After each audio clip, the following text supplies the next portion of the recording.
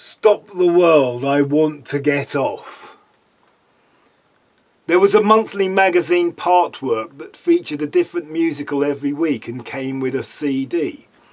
You will find many of these CDs in charity shops. I also have the vocal score, which I bought from Oxfam in Beaconsfield.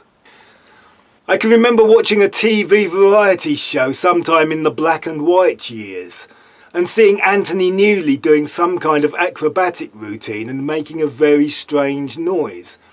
I thought it was a comedy act I did not get, but that was apparently the way he sang. I could not understand why anybody would want to sing that way, and I could not understand why anyone would want to listen to it. It was an even bigger shock to find that there was somebody who wanted to copy it. You could hear traces of it in David Bowie's early hits. But if you listen to his pre-fame output, you will find much Newley going on.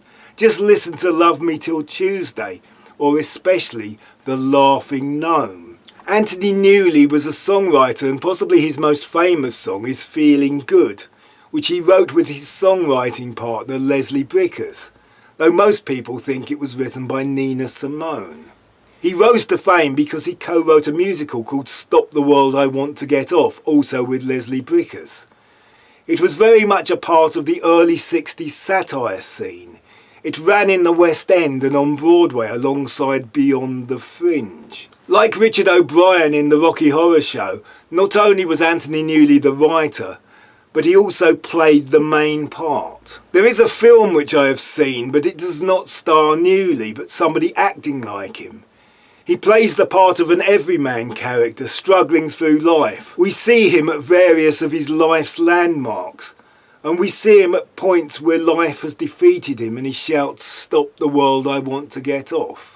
He performs in clown makeup, signalling its satirical nature, like Oh What a Lovely War, another hit of the times. It starts with him playing with the fourth wall by applying the makeup as he sings the opening number.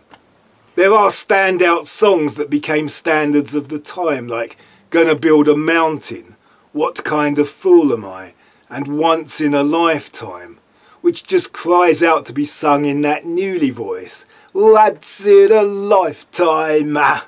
Though listening to him again after a lifetime of Bowie, he does not actually sound that strange. The main character gets a girl pregnant and finds himself in a loveless marriage, always trying to better himself to support his family. He has affairs with women of many nations, which allows a series of musical pieces, each comically exploring English, Russian, German and American culture and attitudes to sex. It also allows a common theme to be played in the style of each nationality, including all the familiar musical cliches. At one point he sings a parody political campaign song that works as well today as it did back in the early 60s. Stop the world, I want to get off.